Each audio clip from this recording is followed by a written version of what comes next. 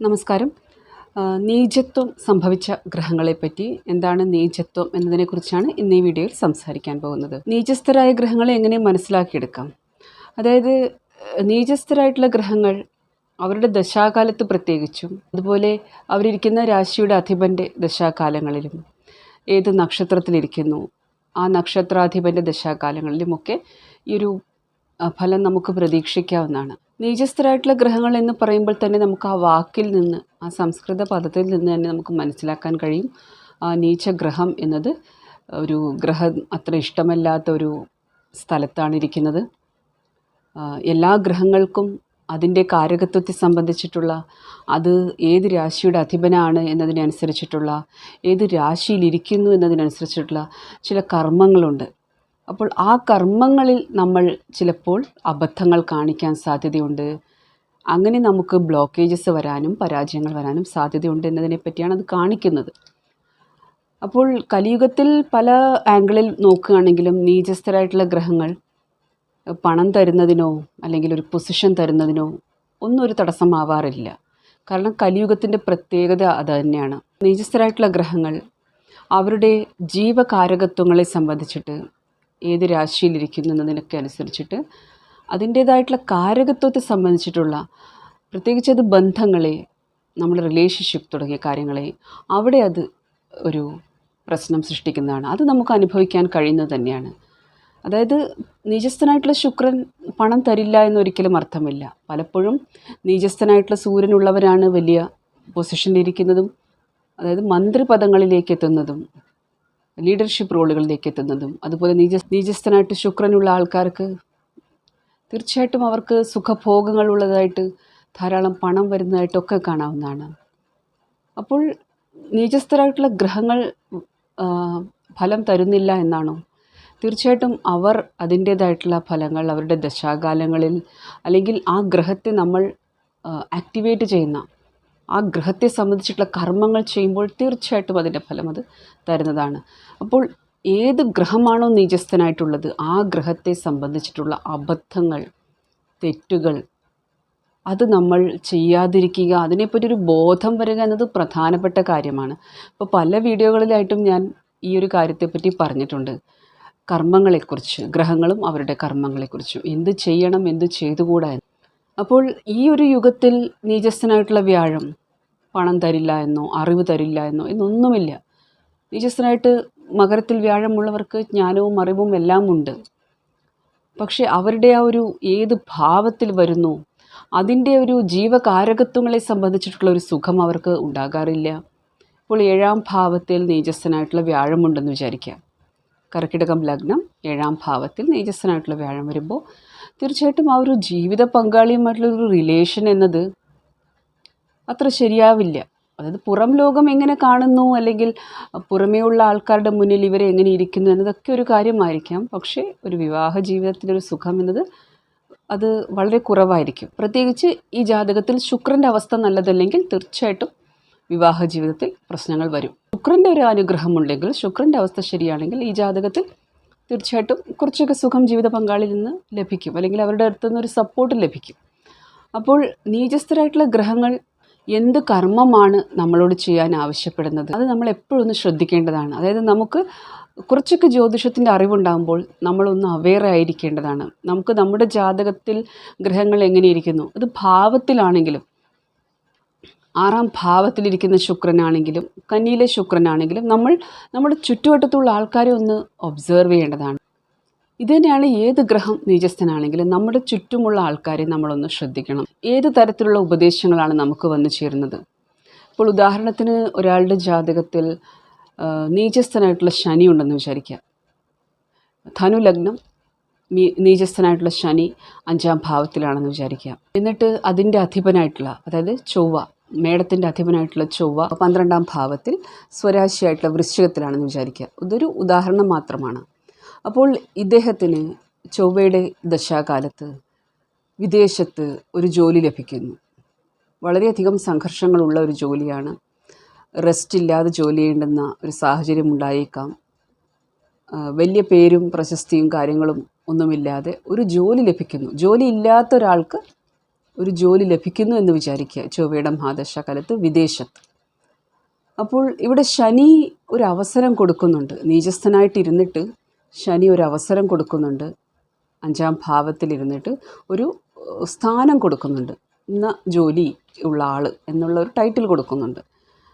അത് പക്ഷേ സംഘർഷങ്ങളുള്ളത് തന്നെയായിരിക്കും. അവിടെ ഈ ഒരു ചൊവ്വയുടെ ദശ ആയതുകൊണ്ട് 12ാം ഭാവത്തിലിരിക്കുന്നതുകൊണ്ടൊക്കെ ശരിക്കും ഉറങ്ങാൻ തന്നെ പറ്റിയെന്ന് വരില്ല. നമ്മൾ ഈ ഒരു സാഹചര്യത്തെ, ശനി അവിടെ നീചസ്ഥനായിട്ടും നമുക്കൊരു ജോലി തരുന്നു, നമ്മളതിനെ എങ്ങനെ നോക്കിക്കാണുന്നു എന്നത്. ധനുലഗ്നമാണ്, 2ാം ഭാവത്തിൽ വ്യാഴം നീചസ്ഥനായിട്ട് ഇരിക്കുകയാണെന്ന് കൂടി വിചാരിക്കുക. അപ്പോൾ കുടുംബസ്ഥാനത്ത് വ്യാഴം നീചസ്ഥനായിട്ടിരിക്കുകയാണ്. നീചസ്ഥനായിട്ടുള്ള ശനിയുടെ 10ാം ദൃഷ്ടിയും സ്വരാശിയിലേക്ക് വ്യാഴത്തിൻ്റെ മേലുണ്ട്. അപ്പോൾ ഇത് പല ആൾക്കാരും, നിങ്ങളുടെ ചുറ്റുവട്ടത്തുനിന്നും പല ആൾക്കാരും, ഒരുപക്ഷെ കുടുംബാംഗങ്ങൾ 2ാം ഭാവമായതുകൊണ്ട് ഒക്കെ നിങ്ങളെ നിരുത്സാഹപ്പെടുത്തുകയാണെന്ന് വിചാരിക്കുക. അതായത് ഇത്രയും ദൂരം പോയി ജോലി ചെയ്യേണ്ട, ഇത്രയും അതായത് റെസ്റ്റ് ഇല്ലാതെ ജോലി ചെയ്യുന്നത് ശരിയല്ല, വേറെ എന്തെങ്കിലും ജോലി ലഭിക്കും, അങ്ങനെ പറഞ്ഞ് നിങ്ങളെ ഒരുപാട് ഉപദേശിക്കുകയാണെന്ന് വിചാരിക്കുക പല ആൾക്കാരും. ഇവിടെ വ്യാഴം ഈ ധനുലഗ്നക്കാരൻ്റെ ലഗ്നാധിപനും 4ാം ഭാവാധിപനും ആയിട്ട് നീചസ്ഥനാണ്. അതുപോലെ 2ാം ഭാവാധിപനും 3ാം ഭാവാധിപനുമായിട്ടുള്ള ശനി നീചസ്ഥനാണ്. മേടം രാശിയുടെ അധിപൻ വൃശ്ചികത്തിൽ സ്വരാശിയിൽ 12ാം ഭാവത്തിലാണ്. അപ്പോൾ ഇങ്ങനെയുള്ള സാഹചര്യങ്ങളിൽ ചൊവ്വയുടെ ദശ 12ാം ഭാവത്തിലിരിക്കുന്ന ഗ്രഹം അതിൻ്റെ ദശാകാലത്ത് നിങ്ങൾക്ക് ഒരു ജോലി, പ്രത്യേകിച്ച് ഒരു പൊസിഷൻ, അത് 5ാം ഭാവത്തിലിരിക്കുന്ന ശനി അത് നിങ്ങൾക്ക് വിദേശത്ത് കൊണ്ടു തരുന്നുണ്ടെങ്കിൽ അവിടെ നിങ്ങളുടെ ഉറക്കം കുറയും, നിങ്ങൾക്ക് കംഫർട്ടബിളായിട്ട് ഇരിക്കാൻ പറ്റില്ല, സമയത്തിന് ആഹാരം കഴിക്കാൻ പറ്റില്ല, ഇങ്ങനെയുള്ള സംഘർഷങ്ങളുണ്ട്. പക്ഷേ ജോലി ഇല്ലാത്ത ഒരാൾക്ക് ഒരുപാട് കാലത്തിന് ശേഷം ഒരു ജോലി വന്നു ചേർന്നു, ആ വ്യക്തിയെ ഇങ്ങനെ ചുറ്റും ഉള്ള ആൾക്കാർ ഇവിടെ പോകണ്ട എന്ന് പറഞ്ഞ് നിരുത്സാഹപ്പെടുത്തുന്നുണ്ടെങ്കിൽ ഒന്ന് ചിന്തിക്കണം. അതാണ് ഈ നീചസ്ഥരായിട്ടുള്ള ഗ്രഹങ്ങളുടെ ഒരു ഉദാഹരണം എന്നത്. ഇതിൽ ഞാൻ പറഞ്ഞ് മനസ്സിലാക്കാൻ ശ്രമിക്കുന്നത്, ശനി നീചസ്ഥനായിരുന്നിട്ടും മേടത്തിലിരുന്നിട്ട് ഒരു അവസരം തന്നു. ശനി ഒരു അവസരം തരികയാണ്. കാരണം 5ാം ഭാവം എന്നത് നമുക്കുള്ള പുതിയ ഓപ്പർച്യൂണിറ്റിയാണ്, അവസരങ്ങളാണ്, പൊസിഷനാണ്. ചൊവ്വ 12ാം ഭാവാധിപനായിട്ട് 12ാം ഭാവത്തിലിരുന്നിട്ട് അതിൻ്റെ ദശാകാലത്ത് വിദേശത്ത് തരും, അവിടെ സംഘർഷങ്ങൾ തരും. അപ്പോൾ ചൊവ്വ ഇവിടെ ബലവാനാണ്, സ്വരാശിയിലാണ്, 12ാം ഭാവത്തിലാണെങ്കിലും സ്വരാശിയിലായിട്ട് അദ്ദേഹം ശക്തൻ തന്നെയാണ്.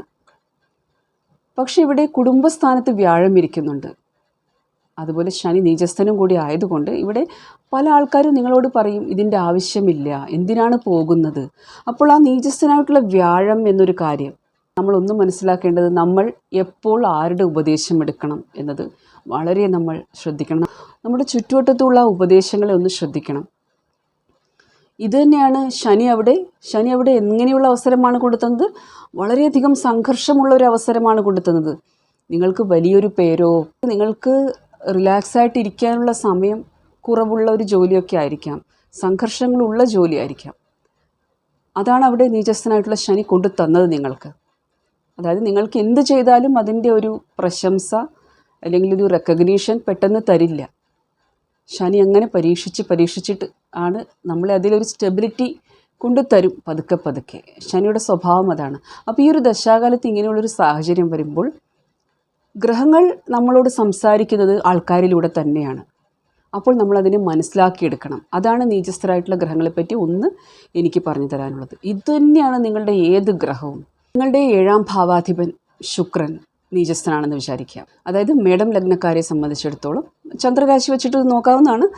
മേടം രാശി അല്ലെങ്കിൽ മേടം ലഗ്നക്കാരനെ സംബന്ധിച്ചിടത്തോളം 7ാം ഭാവാധിപൻ ശുക്രനാണ്. അതുപോലെ വൃശ്ചികം രാശിക്കാരനെ സംബന്ധിച്ചിടത്തോളം 7ാം ഭാവാധിപൻ ശുക്രനാണ്, ഇടവത്തിൻ്റെ അധിപനായിട്ട്. അപ്പോൾ ഈ ശുക്രൻ നീചസ്ഥനാണ്, കന്നി രാശിയിലാണെന്ന് വിചാരിക്കുക. ഇവിടെ ഞാൻ മേടം ലഗ്നം എടുക്കുകയാണെങ്കിൽ മേടം ലഗ്നക്കാരൻ്റെ 7ാം ഭാവാധിപനായിട്ടുള്ള ശുക്രൻ നീചസ്ഥനായിട്ട് 6ാം ഭാവത്തിലിരിക്കുകയാണ്. കൂടാതെ അവിടെ 9ാം ഭാവാധിപനായിട്ടുള്ള വ്യാഴം കൂടി ഇരിക്കുന്നുണ്ടെന്ന് വിചാരിക്കുക. സൂര്യൻ്റെ ഒരു ദൃഷ്ടി കൂടി എടുക്കുകയാണെന്ന് വിചാരിക്കുക. മീനത്തിൽ നിന്ന് സൂര്യൻ്റെ ഒരു ദൃഷ്ടി കൂടി ഈ മേടം ലഗ്നക്കാരൻ്റെ 12ാം ഭാവമായിട്ടുള്ള മീനത്തിൽ നിന്ന് സൂര്യൻ്റെ ഒരു ദൃഷ്ടി കൂടി ഈ കന്നിയിലേക്കുണ്ടെന്ന് വിചാരിക്കുക. അതായത് കന്നിയിൽ ശുക്രനും 9ാം ഭാവാധിപനായിട്ടുള്ള വ്യാഴവും ഉണ്ട്. കൂടാതെ ഇദ്ദേഹത്തിൻ്റെ 5ാം ഭാവാധിപനായിട്ടുള്ള സൂര്യൻ്റെ ദൃഷ്ടിയുമുണ്ട്. അപ്പം ഇങ്ങനൊരു സിനാരിയോ വരുമ്പോൾ ശുക്രൻ നീചസ്ഥനാകുമ്പോൾ ഏറ്റവും അധികം നമ്മൾ ശ്രദ്ധിക്കേണ്ടത് നമ്മുടെ ആ ഒരു സ്വഭാവശുദ്ധിയാണ്. അപ്പോൾ 6ാം ഭാവം എന്ന് പറയുമ്പോൾ അവിടെ നമ്മുടെ ദൈനംദിന ജീവിതമാണ്. അത് ദൈനംദിന ജീവിതത്തിൽ തന്നെ ഏറ്റവും പ്രധാനം നമ്മൾ ജോലിക്ക് പോകുന്ന കാര്യമാണ്, നമ്മുടെ ജോലിസ്ഥലം തന്നെയാണ്. അപ്പോൾ ആ ഒരു നിങ്ങളുടെ ദൈനംദിന ജീവിതത്തിൽ നിങ്ങൾക്ക് സംഘർഷങ്ങൾ ഉണ്ടെന്ന് വിചാരിക്കുക. നിങ്ങൾക്കൊരു മോശം ദശയാണ് അല്ലെങ്കിൽ സംഘർഷങ്ങളുള്ള ഒരു ദശാകാലമാണെങ്കിൽ ഈ ഒരു ശുക്രൻ, നിങ്ങളുടെ 7ാം ഭാവാധിപനായിട്ടുള്ള ശുക്രനാണ് നീചസ്ഥനായിട്ടിരിക്കുന്നത്. 7ാം ഭാവം എന്ന് പറയുമ്പോൾ മറ്റുള്ളവരാണ്. അപ്പോൾ ആരുടെ ദൃഷ്ടിയാണ് അവിടേക്കുള്ളത്? 5ാം ഭാവാധിപൻ, അതായത് പൊസിഷൻ്റെ, റെക്കഗ്നീഷൻ്റെ, വിദ്യയുടെ, പൂർവ്വജന്മ പുണ്യപാപങ്ങളുടെ, സന്താനങ്ങളുടെ ഒക്കെ ഭാവമായിട്ടുള്ള 5ാം ഭാവം. അത് സൂര്യനും അതുപോലെ പേര്, പ്രശസ്തി ഒക്കെയാണ് കാണിക്കുന്നത്. ആ ഒരു സൂര്യൻ്റെ ദൃഷ്ടിയാണ് അവിടേക്കുള്ളത് നിങ്ങളുടെ 6ാം ഭാവത്തിലേക്ക്. നിങ്ങളുടെ 9ാം ഭാവാധിപനും 12ാം ഭാവാധിപനും കൂടിയായിട്ടുള്ള വ്യാഴവും ഈ ഒരു 6ാം ഭാവത്തിലിരിക്കുന്നുണ്ട്. ഒന്ന് ശ്രദ്ധിക്കുക, നിങ്ങളുടെ ആ ദൈനംദിന ജീവിതം സംഘർഷങ്ങളിലൂടെയാണെങ്കിലും, സപ്പോസ് ഈ ഒരു മേടം ലഗ്നക്കാരന് 7ാം ഭാവാധിപനായിട്ടുള്ള ശുക്രൻ്റെ മഹാദശ അല്ലെങ്കിൽ അന്തർദശ നടന്നുകൊണ്ടിരിക്കുകയാണെന്ന് വിചാരിക്കുക. ഇങ്ങനെയൊക്കെ ഗോചരത്തിലും ഗ്രഹങ്ങളുടെ ഒരവസ്ഥ നല്ലതല്ല എന്ന് വിചാരിക്കുക. അങ്ങനെയുള്ള സാഹചര്യങ്ങളിൽ നിങ്ങൾക്ക് വരുന്ന അഡ്വൈസ് എപ്പോഴും ശ്രദ്ധിക്കണം. അതായത് ഏത് ഭാഗത്തു നിന്നാണ് ഇവിടെ അഡ്വൈസ് വരിക? 7ാം ഭാവാധിപനായിട്ടുള്ള ശുക്രൻ്റെ ദശയിൽ നിങ്ങളുടെ ദൈനംദിന ജീവിതത്തിൽ നിങ്ങൾ സംസാരിക്കുന്ന ആൾക്കാർ നിങ്ങൾക്ക് തരുന്ന ഉപദേശങ്ങളൊന്ന് ശ്രദ്ധിക്കണം. ഇവിടെ ശുക്രനായതുകൊണ്ട് അത് ഓപ്പോസിറ്റ് ജെൻഡറാണ്, സ്ത്രീകളെ സൂചിപ്പിക്കുന്നു പ്രത്യേകിച്ചും. അതുപോലെ 7ാം ഭാവം എന്നത് മറ്റുള്ളവരെ കാണിക്കുന്നതാണ്. അപ്പോൾ മറ്റുള്ളവർ നിങ്ങളെ, ഈ ഒരു 9ാം ഭാവത്തിൻ്റെ അധിപൻ, ധാർമ്മികതയുടെ രാശിയുടെ അധിപൻ, നിങ്ങളുടെ 12ാം ഭാവത്തിൻ്റെ അധിപൻ ആയിട്ടുള്ള വ്യാഴത്തിൻ്റെ കൂടെ നീചസ്ഥനായിട്ടുള്ള ഈ ശുക്രൻ ഇരുന്നിട്ട് പൂർവ്വജന്മ പുണ്യപാപങ്ങളുടെ ഭാവമായിട്ടുള്ള നിങ്ങളുടെ ചിങ്ങത്തിൻ്റെ 5ാം ഭാവത്തിൻ്റെ അധിപനായിട്ടുള്ള സൂര്യൻ 12ാം ഭാവത്തിൽ നിന്ന് ദൃഷ്ടി ചെയ്യുമ്പോൾ ഒക്കെ ഒന്നും മനസ്സിലാക്കേണ്ടത്, ഇവിടെ മറ്റുള്ളവർ നിങ്ങൾക്ക് എന്തെങ്കിലും ഉപദേശം തരികയാണ്. നിങ്ങളുടെ ആ ഒരു സ്വഭാവശുദ്ധി, ആ മോറൽ വാല്യൂ ഒന്ന് കോംപ്രമൈസ് ചെയ്തിട്ട് ഒരു പൊസിഷൻ ലഭിക്കാനായിട്ട്. കാരണം ചിങ്ങം എന്നത് പൊസിഷനെ കൂടി കാണിക്കുന്നു. ആ ചിങ്ങത്തിൻ്റെ അധിപൻ്റെ ദൃഷ്ടിയാണുള്ളത്. അപ്പോൾ നിങ്ങളുടെ ജോലിയിൽ ഒരു ഉയർച്ച വരാനായിട്ട്, അത് തന്നെയാണ് 9ാം ഭാവം എന്നതും. നിങ്ങൾക്ക് ഒരു ഉയർന്ന പൊസിഷന് വേണ്ടിയിട്ട് ചില കാര്യങ്ങൾ നിങ്ങളോട് കോംപ്രമൈസ് ചെയ്യാൻ പറയുന്നു എന്ന് വിചാരിക്കുക. നിങ്ങളുടെ ഓപ്പോസിറ്റുള്ള ആൾക്കാർ അതിന് പ്രചോദനം നൽകുകയാണ്. ഇതൊക്കെ സാധാരണയാണ്, ഇതൊക്കെ നടക്കും, ഇങ്ങനെയൊക്കെ ആവാം. കാരണം അവിടെ ശുക്രൻ എന്നത് നീചസ്ഥനാകുമ്പോൾ പലപ്പോഴും അതും ആ 7ാം ഭാവം എന്നത് സെക്ഷുവാലിറ്റി ഒക്കെയാണ് കാണിക്കുന്നത്. ശുക്രൻ പ്രണയത്തെ, സൗന്ദര്യത്തെ, അതുപോലെ പണത്തെ, ലക്ഷറിയെ, ഭോഗങ്ങളെയൊക്കെ കാണിക്കുന്ന ഗ്രഹമാണ്. അപ്പോൾ എപ്പോഴും ശ്രദ്ധിക്കണം, ഈ നീചസ്ഥരായിട്ടുള്ള ഗ്രഹങ്ങളെ സംബന്ധിച്ചിട്ടുള്ള ഉപദേശങ്ങൾ വരുമ്പോൾ അത് വരുന്നത് ഈ അടുത്തുള്ള ആൾക്കാരിൽ നിന്നായിരിക്കും, നമ്മളെപ്പോഴും കണ്ടുമുട്ടുന്ന ആൾക്കാർ. ഇതൊക്കെ സ്വാഭാവികമാണ് എന്നുള്ള രീതിയിലൊക്കെ പോകുമ്പോൾ അവിടെ നിങ്ങൾ ആ ശുക്രനെ ആക്ടിവേറ്റ് ചെയ്തിരിക്കുന്നു. നമ്മൾ എന്തെങ്കിലും കാര്യത്തിൽ ഒരു വിട്ടുവീഴ്ച ചെയ്യുമ്പോഴത്തേക്ക് ഇതുകൊണ്ട് ഒരിക്കലും ഈ വ്യക്തിക്ക് പണമുണ്ടാകില്ല എന്നൊന്നും പറയുന്നില്ല. കലിയുഗത്തിൻ്റെ പ്രത്യേകത അതാണ്. നീചസ്ഥരായിട്ടുള്ള ഗ്രഹങ്ങളും പണം കൊടുക്കും. പക്ഷേ 6ാം ഭാവത്തിലിരിക്കുന്ന ശുക്രൻ ഇദ്ദേഹത്തിന് ആരോഗ്യ പ്രശ്നങ്ങൾ, അസുഖം, അതുപോലെ ജീവിത പങ്കാളിയുമായിട്ടുള്ള ഒരു ബന്ധത്തിൽ വലിയ പ്രശ്നം, അതായത് ജീവിത പങ്കാളിയിൽ നിന്നുള്ള സുഖം കൊടുക്കില്ല. ജീവിത പങ്കാളിയുടെ ആരോഗ്യം ശരിയല്ലാത്തത് കൊണ്ടും വൈവാഹിക ജീവിതം നല്ല രീതിയിൽ കൊണ്ടുപോകാൻ പറ്റിയെന്ന് വരില്ല. അപ്പോൾ ഇങ്ങനെയുള്ള കാര്യങ്ങൾ, അതായത് നമ്മുടെ ആ ഒരു മനസ്സിനെ, വികാരത്തെ, നമ്മുടെ മനസ്സമാധാനത്തെയൊക്കെ ബാധിക്കുന്ന കാര്യങ്ങൾ തീർച്ചയായിട്ടും ഈ ഒരു നീചസ്ഥരായിട്ടുള്ള ഗ്രഹങ്ങൾ സ്വാധീനിക്കുന്നതാണ്. നീചസ്ഥരായിട്ടുള്ള ഗ്രഹങ്ങൾ ആ ഗ്രഹത്തിൻ്റെ കാരകത്വങ്ങളെയും, ഏതൊക്കെ രാശിയുടെ അധിപനാണ് ആ ഗ്രഹം എന്നതും, ഏതൊക്കെ ഭാവത്തിൻ്റെ അധിപനാണ് ആ ഗ്രഹം എന്നതും, ഏത് രാശിയിലിരിക്കുന്നു എന്നതും ഒക്കെ പ്രധാനപ്പെട്ടതാണ്. അതിനൊക്കെ അത് സ്വാധീനിക്കുന്നതാണ്. അപ്പോൾ ഇവിടെ ഈ മേടം ലഗ്നത്തിൻ്റെ കാര്യത്തിൽ ഇത് 6ാം ഭാവമായതുകൊണ്ട് അത് നിങ്ങളുടെ ദൈനംദിന ജീവിതമാണ്, നിങ്ങളുടെ ആരോഗ്യമാണ്. അപ്പോൾ ഇവിടെ ഈ ശുക്രന് 9ാം ഭാവാധിപൻ്റെ 12ാം ഭാവാധിപൻ്റെ കൂടെയാണെങ്കിൽ പോലും നൈതികത എന്നൊരു കാര്യം, അധർമ്മം ചെയ്തു കഴിഞ്ഞാൽ, കാരണം ധർമ്മത്തിൻ്റെ കാരകഗ്രഹമാണ് വ്യാഴം, അപ്പോൾ ശുക്രൻ്റെ കൂടെ ഇരിക്കുമ്പോൾ അധർമ്മം പ്രവർത്തിച്ചാൽ തീർച്ചയായിട്ടും ഒന്നുകിൽ അതൊരു ആരോഗ്യ പ്രശ്നമായിട്ട് വരും, അത് ഈ ജന്മത്തിലെ കർമ്മഫലമായിട്ട് വരും. അത് മുൻ ജന്മങ്ങളിലെ കർമ്മഫലം കൊണ്ട് വരുന്നതല്ല. ഈ ജന്മത്തിൽ എടുത്ത തെറ്റായ ഡിസിഷൻ കാരണം, തെറ്റായ കർമ്മങ്ങൾ, നീചകർമ്മങ്ങൾ, അത് കാരണം ആരോഗ്യ പ്രശ്നമായിട്ട് വരാം. അതൊരു നഷ്ടമായിട്ട് വരാം. കാരണം 12ാം ഭാവാധിപൻ അവിടെ വ്യാഴമാണ്. 12ാം ഭാവാധിപൻ്റെ കൂടെ ഇരിക്കുന്നതുകൊണ്ട് അതൊരു നഷ്ടമായിട്ടും വരാം. കേസുകളിൽ പരാജയപ്പെട്ടേക്കാം, അല്ലെങ്കിൽ ഏതെങ്കിലും തരത്തിൽ കേസിൽ പെട്ടേക്കാം. 6ാം ഭാവം എന്നത് കോടതി വഴക്കുകളൊക്കെ സൂചിപ്പിക്കുന്നു. അപ്പോൾ ഇത് പ്രത്യേകം ശ്രദ്ധിക്കണം. അപ്പോൾ ഇത് മറ്റൊരു തരത്തിൽ ഈ ഒരു ഉദാഹരണം പറയുകയാണെങ്കിൽ ഇതേ ജാതകത്തിൽ ഈ ഒരു വ്യാഴവും ശുക്രനും വളരെ കൺജങ്ക്റ്റഡ് ആയിട്ടിരിക്കുന്ന ഒരവസ്ഥയിൽ ഈ മേടം ലഗ്നത്തിൽ ജനിച്ച ഈ വ്യക്തി ഒരാൾക്ക് വാക്ക് കൊടുക്കുകയാണെന്ന് വിചാരിക്കുക, ഞാൻ നിന്നെ വിവാഹം കഴിച്ചോളാം. ഇത് വലിയ അധർമ്മമായിട്ട് മാറും ഈ വാക്ക് പാലിച്ചില്ലെങ്കിൽ. അത് ഇദ്ദേഹത്തിനെ പിന്നീട് ഇദ്ദേഹത്തിൻ്റെ കരിയറിനെയോ ആരോഗ്യത്തെയോ, പ്രത്യേകിച്ച് ഈ പറഞ്ഞ ഉദാഹരണത്തിൽ സന്താനഭാവത്തിൻ്റെ അധിപനായിട്ടുള്ള സൂര്യൻ ദൃഷ്ടി ചെയ്യുന്നതുകൊണ്ട് ഇദ്ദേഹത്തിൻ്റെ സന്താനങ്ങളുടെ ആരോഗ്യത്തെ, സന്താനങ്ങളെയൊക്കെ സ്വാധീനിക്കുന്നതാണ്. അപ്പോൾ പലതരത്തിലാണ് നമ്മൾ ഇതിനെ നോക്കിക്കാണുന്നത്. ഇതിനെ പണം എന്നൊരു ആംഗിളിൽ മാത്രം കാണരുത്. ഇതിൻ്റെ ഒരു കർമ്മഫലം എന്നത് ഏത് ഭാവത്തിൽ, ഏത് രാശിയിലിരിക്കുന്നു, കൂടാതെ നക്ഷത്രങ്ങളിലേക്ക് കടന്നു കഴിഞ്ഞാൽ ഏത് നക്ഷത്രത്തിലിരിക്കുന്നു, അതിനൊക്കെ ഇത് സ്വാധീനിക്കുന്നതാണ്. അതുകൊണ്ട് നമ്മൾ എപ്പോഴും ശ്രദ്ധിക്കേണ്ടത്, നീചസ്ഥരായിട്ടുള്ള ഗ്രഹങ്ങൾ ജാതകത്തിലുണ്ടെങ്കിൽ അതിനെ സംബന്ധിക്കുന്ന ആ ഒരു മോശം കർമ്മം നമ്മൾ ചെയ്യാതിരിക്കുക, അതിന് എത്ര പ്രേരണ വന്നാലും. മറ്റൊരു ഉദാഹരണം പറഞ്ഞു കഴിഞ്ഞാൽ, നിങ്ങളുടെ 6ാം ഭാവത്തിൽ നീചസ്ഥനായിട്ടുള്ള സൂര്യനുണ്ടെന്ന് വിചാരിക്കുക. അതായത് ഇടവം ലഗ്നം, 6ാം ഭാവം തുലാം രാശിയിൽ നീചസ്ഥനായിട്ടുള്ള സൂര്യൻ രാഹുവിനോടൊപ്പമാണെന്ന് വിചാരിക്കുക. റിലേഷൻഷിപ്പിൻ്റെ രാശിയാണ്. അതുപോലെ ഇവിടെ ശുക്രൻ നീചസ്ഥനാണെന്ന് വിചാരിക്കുക. ഇടവം ലഗ്നം, ശുക്രൻ നീചസ്ഥനാണ്. നീചസ്ഥനായിട്ടുള്ള സൂര്യനോടൊപ്പം രാഹു ഇരിക്കുന്ന ഒരു സിറ്റുവേഷൻ. ഈ ഒരു സിറ്റുവേഷനിൽ നിങ്ങൾ ഒരു വ്യക്തിക്കെതിരെ ഒരു ഓഫീസ് പൊളിറ്റിക്സ്, ഈ രാഹുവിൻ്റെ ഒരു സ്വഭാവം കാണിക്കുകയാണെന്ന് വിചാരിക്കുക. പ്രത്യേകിച്ച് അതൊരു സ്ത്രീ കൂടിയാണെങ്കിൽ പിന്നെ പറയണ്ട. ശുക്രൻ്റെ രാശിയാണ്, ശുക്രൻ നീചസ്ഥനം കൂടിയാണ്.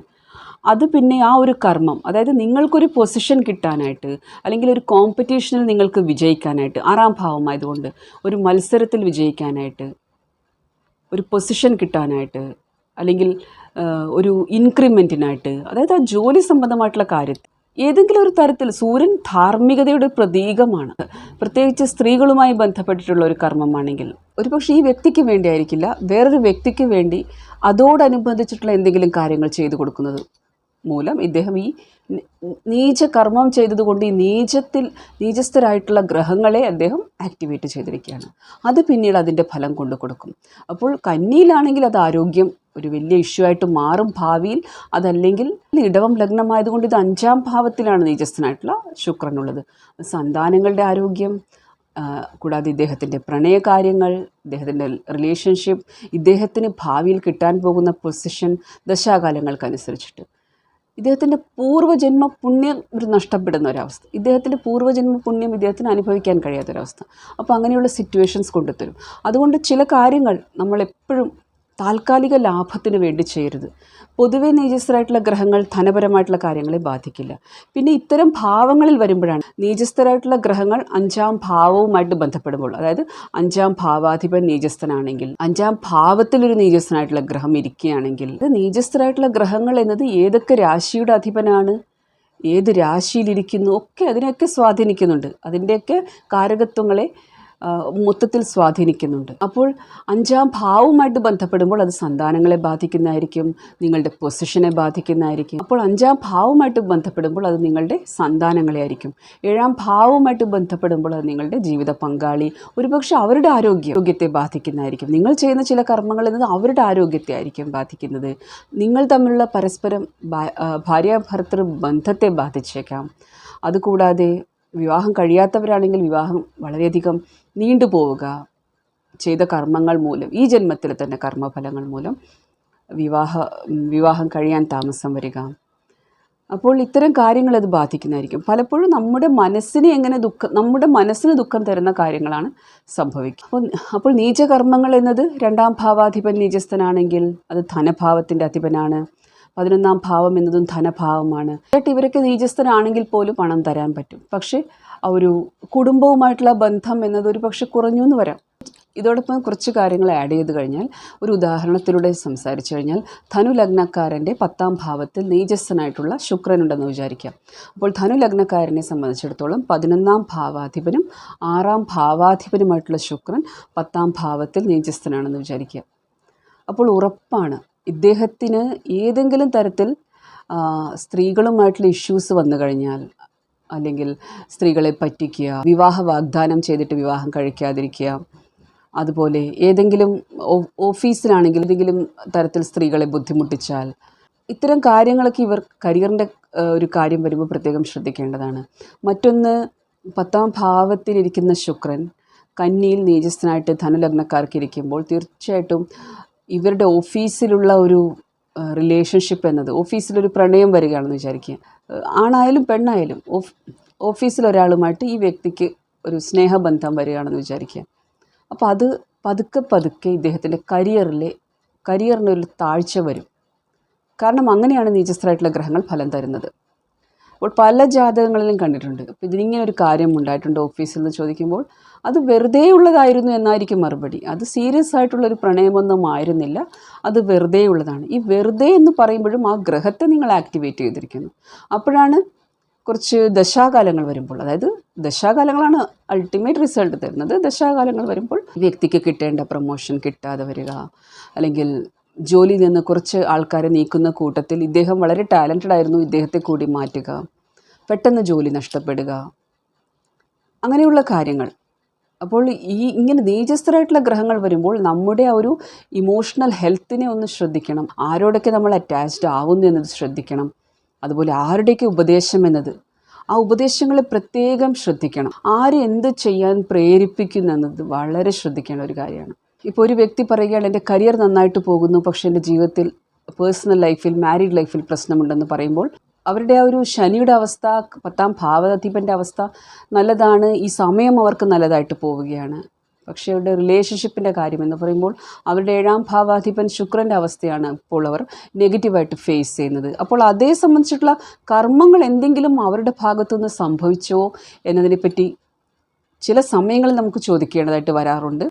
ഏത് വ്യക്തിയാണോ സറണ്ടർ ചെയ്തിരിക്കുന്നത്, മനുഷ്യനാണ് തെറ്റുപറ്റാം. അപ്പോൾ ഗ്രഹങ്ങൾ ഏത് ഗ്രഹമായാലും, ചന്ദ്രനായാലും ഏത് ഗ്രഹമായാലും, ആ നീചസ്ഥരായിട്ടുള്ള ഗ്രഹങ്ങൾ എന്നത് അവരുടെ ഫലം തന്നിരിക്കും. ഇനിയിപ്പോൾ നിങ്ങൾക്ക് നീചഭംഗം എന്നൊരു കാര്യത്തെപ്പറ്റി ആണെങ്കിലും നീചസ്ഥനായിട്ടുള്ള ഗ്രഹം അതിൻ്റെ നീചത്വം തന്നിട്ട് ദശാകാലങ്ങൾക്ക്, അല്ലെങ്കിൽ അതിലൂടെ പ്രധാനപ്പെട്ട ഗ്രഹങ്ങളുടെ ഗോചരം നടക്കുമ്പോൾ, ഈ ഗ്രഹങ്ങളുടെ ദൃഷ്ടിയൊക്കെ വരുമ്പോൾ തീർച്ചയായിട്ടും ആ ഒരു ഇൻസിഡൻറ്റ് വന്ന ശേഷമാണ് നിങ്ങൾക്ക് ഒരു ചെറിയൊരു പതനം, ഒരു താഴ്ച, അല്ലെങ്കിൽ ഒരു സങ്കടം വന്ന ശേഷമാണ് ഉയർച്ച തരിക.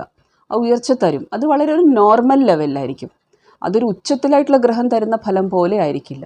ഇവരുടെ ദൃഷ്ടികൾ ഉച്ചരാശിയിലേക്കുണ്ടെങ്കിലും അത് ഉച്ചത്തിലായിട്ടുള്ള ഫലമൊന്നും തരില്ല. ഇത് നമ്മൾ ശ്രദ്ധിക്കേണ്ടത് ഇവിടെ ആ ഗ്രഹത്തെ സംബന്ധിച്ചുള്ള നമ്മുടെ കർമ്മം എന്നത്. ഇപ്പോൾ നിങ്ങളുടെ 11ാം ഭാവാധിപനായിട്ടുള്ള ശുക്രൻ നീചസ്ഥനാണെന്ന് വിചാരിക്കുക. അതായത് കർക്കിടകം ലഗ്നം, 11ാം ഭാവാധിപൻ ശുക്രനാണ്, ഇടവത്തിൻ്റെ അധിപൻ. അത് നീചസ്ഥനായിട്ട് കർക്കിടകം ലഗ്നമാകുമ്പോൾ 3ാം ഭാവത്തിലിരിക്കുകയാണെന്ന് വിചാരിക്കുക. 11ാം ഭാവം എന്ന് പറയുമ്പോൾ നമ്മുടെ സോഴ്സ് ഓഫ് ഇൻകമാണ്, നമ്മുടെ വരുമാനമാണ്. 11ാം ഭാവം എന്നത് നമ്മുടെ കസിൻസ്, അങ്ങനെയുള്ള റിലേറ്റീവ്സ് കൂടിയാണ്, ഒരു കുടുംബം എന്ന് പറയാം, സൊസൈറ്റിയാണ്, നമ്മുടെ ഫ്രണ്ട്സാണ്. അപ്പോൾ നീചസ്ഥനായിട്ടുള്ള ശുക്രൻ വരുമ്പോൾ ഈ വ്യക്തി സുഹൃത്തുക്കളുടെ അടുത്തുനിന്ന്, കസിൻസിൻ്റെ അടുത്തുനിന്നൊക്കെ പണം വാങ്ങിയിട്ട് തിരിച്ചു കൊടുക്കാതിരിക്കാറുണ്ടോ? അതുപോലെ അവരെ ആ വേണ്ടുന്ന രീതിയിൽ കാണുന്നില്ലേ? അതായത് നീചകർമ്മങ്ങൾ ചെയ്യുന്നുണ്ടോ? പ്രധാനമായിട്ട് ഇവിടെ ഒരുപാട് പണം വാങ്ങിയിട്ട് തിരിച്ചു കൊടുക്കാതിരിക്കുക.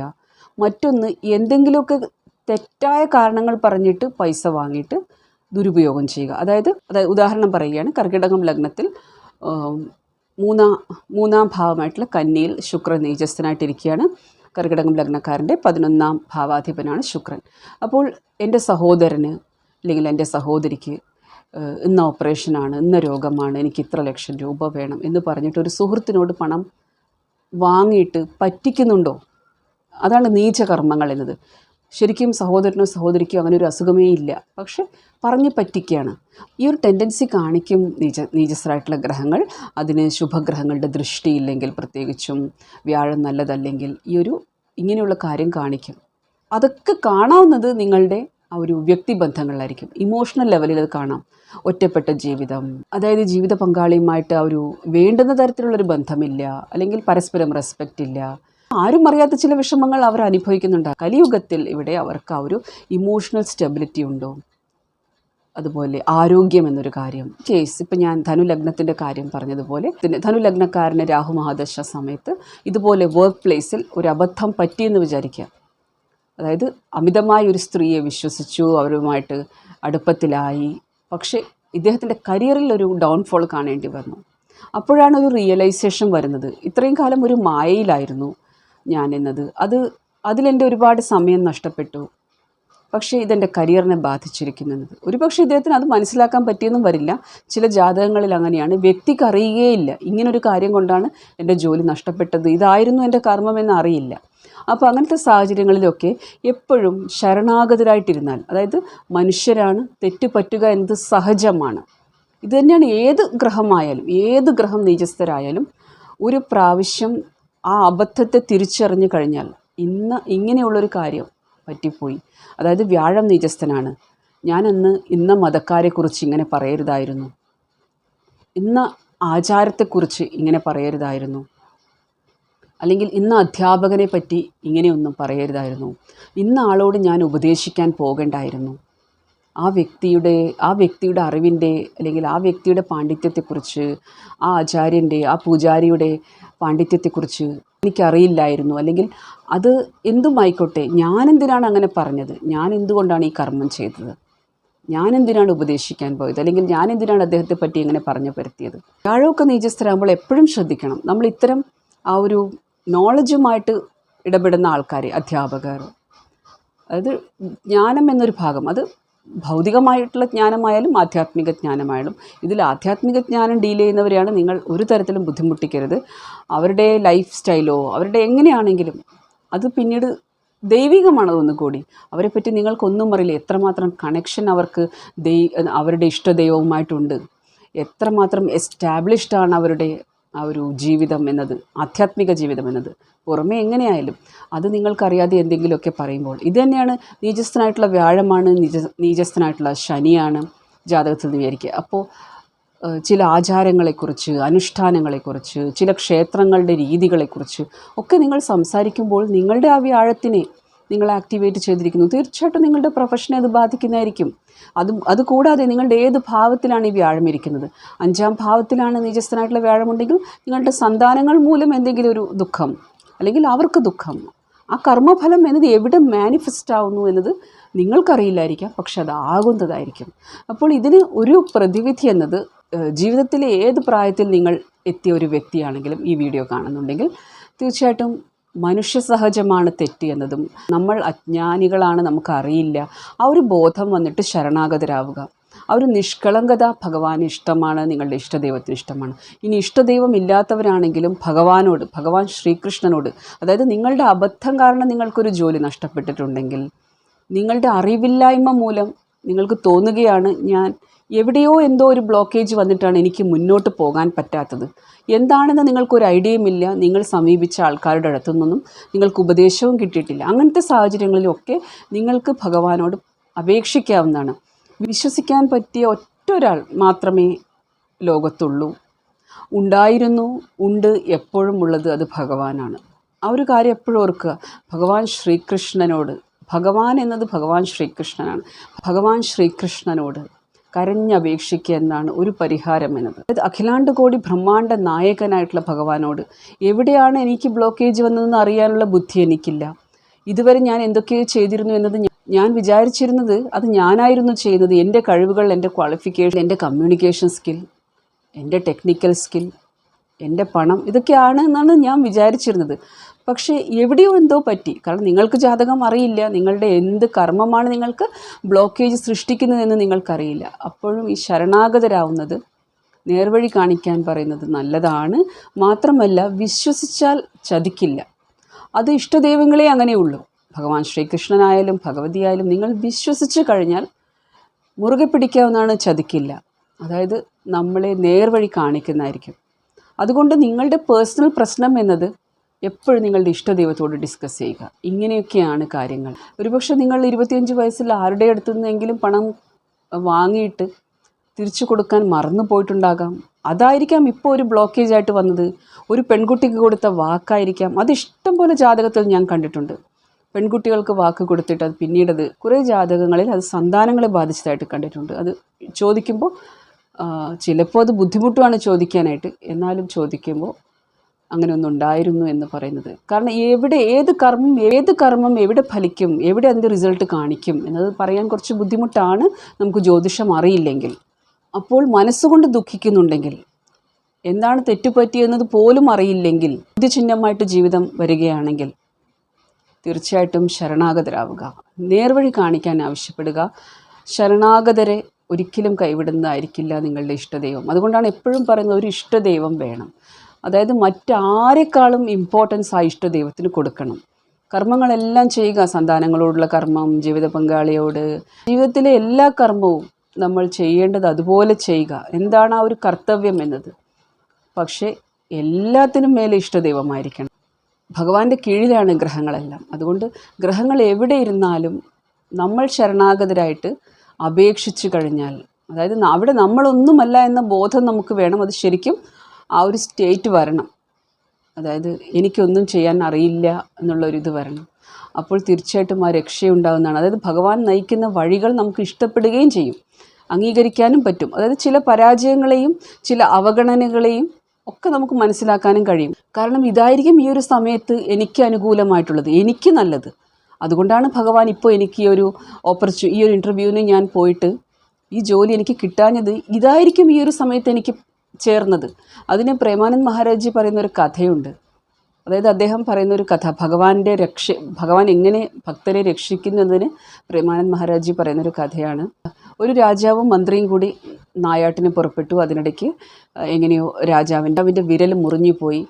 അപ്പോൾ മന്ത്രി നല്ല ഭക്തനാണ്. മന്ത്രി ഭഗവാന്റെ കൃപ എന്ന് പറഞ്ഞു. അപ്പോൾ രാജാവിന് ദേഷ്യം വന്നു. എൻ്റെ കൈ മുറിഞ്ഞിട്ട് ഭഗവാന്റെ കൃപ എന്ന് പറഞ്ഞു. ഇദ്ദേഹത്തെ പിടിച്ച് ജയിലിടുമെന്ന് പറഞ്ഞു. അപ്പോൾ ജയിലിലിടുമെന്ന് പറഞ്ഞപ്പോഴും ഈ മന്ത്രി പറയുകയാണ് ഭഗവാന്റെ കൃപ എന്ന്. അതിനുശേഷം ഈ വിരൽ മുന്നത്തെ പോലെയൊക്കെ ശരിയായൊക്കെ വന്നു. അപ്പോൾ ഇദ്ദേഹം വീണ്ടും നായാട്ടിന് പോയപ്പോൾ സൈന്യങ്ങളെല്ലാം കുറച്ച് പിന്നിൽ ആയിരുന്നു. ഇദ്ദേഹം ഒറ്റയ്ക്കാണ് പോയത്. അപ്പോൾ ഇദ്ദേഹത്തെ കുറച്ച് ആൾക്കാർ കൂടി പിടിച്ചു കെട്ടി കൊണ്ടുപോയിട്ട് മറ്റൊരു രാജാവ് നരബലി നടത്തുന്നുണ്ടായിരുന്നു. ആ നരബലി കൊടുക്കുമ്പോൾ അതിന് പൂർണ്ണ ആരോഗ്യമുള്ള ആൾ വേണം. അതായത് ഈ മുറിവും ചതവൊന്നും പാടില്ല. ഇദ്ദേഹം രാജാവ് കൂടിയായതുകൊണ്ട് ബലി കൊടുക്കുന്ന ആ രാജാവ് ഭയങ്കര സന്തോഷവാനായി. കാരണം ഏറ്റവും ശ്രേഷ്ഠനായിട്ടുള്ള മനുഷ്യനെ തന്നെയാണ് കിട്ടിയിരിക്കുന്നത്, രാജാവല്ലേ അതാണ്.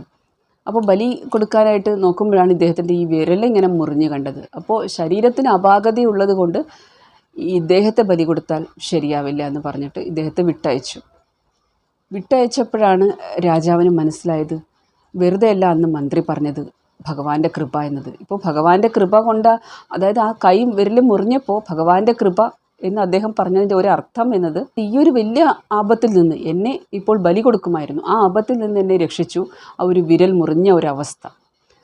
അപ്പോൾ അദ്ദേഹം ഒന്നും കൂടി ആലോചിക്കുകയുണ്ടായി. എന്നിട്ട് ഞാൻ ഈ മന്ത്രിയെ പിടിച്ച് ജയിലിലിട്ടപ്പോൾ ഈ മന്ത്രി അതിനും പറഞ്ഞത് ഭഗവാന്റെ കൃപ എന്നാണല്ലോ. അദ്ദേഹം ഇപ്പോൾ ജയിലിൽ ബുദ്ധിമുട്ടിയിരിക്കുകയല്ലേ, അപ്പോൾ അതിലെന്ത് കൃപയാണുള്ളത് ഭഗവാന്റേത് എന്ന് മന്ത്രിയെ വിളിപ്പിച്ചു. എന്നിട്ട് പോയിട്ട്, അല്ല എൻ്റെ കാര്യം എനിക്ക് മനസ്സിലായിരിക്കുന്നു, അങ്ങയുടെ കാര്യമോ? എൻ്റെ വിരൽ മുറിഞ്ഞത് കൊണ്ട് എനിക്ക് ജീവൻ തിരിച്ചു കിട്ടി, പക്ഷേ നിങ്ങളിപ്പോഴും ജയിലിലല്ലേ, അതുകൊണ്ട് എന്ത് കൃപയാണുള്ളത്? അപ്പോൾ മന്ത്രി പറഞ്ഞു, അവർ നരബലിക്കായിട്ടല്ലേ കൊണ്ടുപോയത്. നരബലിക്ക് കൊണ്ടുപോകുമ്പോൾ രാജാവിൻ്റെ കൈവിരൽ മുറിഞ്ഞത് കൊണ്ട് രാജാവിനെ എടുക്കാൻ പറ്റില്ല എന്ന് പറഞ്ഞിട്ട് അടുത്ത ശ്രേഷ്ഠനായിട്ടുള്ള ആൾ ഞാനല്ലേ, മന്ത്രിയല്ലേ. അപ്പോൾ ഞാൻ പൂർണ്ണ ആരോഗ്യവാനാണ്, അപ്പോൾ എന്നെ ബലി കൊടുക്കുമായിരുന്നില്ലേ? തന്നെ ഭഗവാന്റെ കൃപ കൊണ്ട് തന്നെയല്ലേ ഞാനിപ്പോൾ ജീവിച്ചിരിക്കുന്നത്. അപ്പോൾ ഈ കഥ പ്രേമാനന്ദ് മഹാരാജ് അദ്ദേഹത്തിൻ്റെ സത്സംഗത്തിൽ പറയുന്നതാണ്. ഇത് ശരിക്കും ഒരു ഉദാഹരണമാണ്. ഭഗവാന്റെ കൃപയുണ്ട്. ഇത്രയൊക്കെ ജോലികൾ എനിക്ക് എൻ്റെ മുന്നിൽ വന്നിട്ട് നഷ്ടപ്പെട്ടു, അല്ലെങ്കിൽ ഇത്രയൊക്കെ വിവാഹാലോചനകൾ വന്നിട്ട് എനിക്ക് ശരിയായില്ല. പക്ഷെ അതിൻ്റെ പിന്നിൽ നിങ്ങൾ ശരണാഗതരാണെങ്കിൽ, അവരുടെ കാര്യമാണ് പറയുന്നത്, ശരണാഗതരാണെങ്കിൽ ഭഗവത് നാമങ്ങൾ നിങ്ങൾ ചൊല്ലുന്നുണ്ടെങ്കിൽ, നിങ്ങളുടെ ഇഷ്ടദൈവത്തിൻ്റെ ചരണങ്ങളിൽ നിങ്ങളെ സമർപ്പിച്ചിട്ടുണ്ടെങ്കിൽ ആ രക്ഷയുണ്ടാകും. അതായത് നിങ്ങളെ വലിയൊരു ആപത്തിലേക്ക് തള്ളിയിടുന്ന ഒരിടത്തേക്കും നിങ്ങളുടെ ഇഷ്ടദൈവം നിങ്ങളെ പറഞ്ഞയക്കില്ല. നിങ്ങൾക്ക് മനസ്സമാധാനം ഇല്ലാത്തിടത്തേക്ക് നിങ്ങളുടെ ഇഷ്ടദൈവം നിങ്ങളെ പറഞ്ഞയക്കില്ല. ഒരു രക്ഷ എപ്പോഴും ഉണ്ടാകും. ആ കൃപ മനസ്സിലാക്കാനുള്ള ബുദ്ധി നമുക്കില്ല എന്നതാണ്. നമ്മൾ അല്പബുദ്ധിയാണ് നമുക്ക്. പക്ഷേ ശരണാഗതരായിക്കഴിഞ്ഞാൽ നമ്മൾ അതിനെപ്പറ്റി കൂടുതൽ ചിന്തിക്കുകയുമില്ല. അപ്പോൾ ഗ്രഹങ്ങൾ ആണെങ്കിൽ പോലും എനിക്ക് പറയാനുള്ളത്, എപ്പോഴും ഒരു ഇഷ്ടദൈവം ഉണ്ടായിരിക്കണം. ആരായാലും ഒരു ഇഷ്ടദൈവം, ആ ഇഷ്ടദൈവത്തിൻ്റെ മുന്നിൽ നിങ്ങളെ സമർപ്പിക്കുക എന്നൊരു കാര്യം. അപ്പോൾ നീചസ്ഥരായിട്ടുള്ള ഗ്രഹങ്ങളെക്കുറിച്ച് ചെറിയൊരു ഐഡിയ ഞാൻ തന്നിരിക്കുന്നു. വലിയ ടോപ്പിക്കാണ്, എന്നാലും കുറച്ചൊക്കെ പറഞ്ഞു തരാൻ ശ്രമിച്ചിരിക്കുന്നു. വീഡിയോ ഇതുവരെ ക്ഷമയോട് കൂടി കണ്ടതിന് ഒരുപാട് നന്ദിയുണ്ട്. നിങ്ങളെനിക്ക് തരുന്ന സ്നേഹത്തിനും സപ്പോർട്ടിനും ഒരുപാട് നന്ദിയുണ്ട്. ചാനൽ ഇതുവരെ സബ്സ്ക്രൈബ് ചെയ്തിട്ടില്ലാത്തവരാണെങ്കിൽ ചാനൽ സബ്സ്ക്രൈബ് ചെയ്ത് കാണുക. Thank you so much for watching the video. ഓം നമഃ ശിവായ.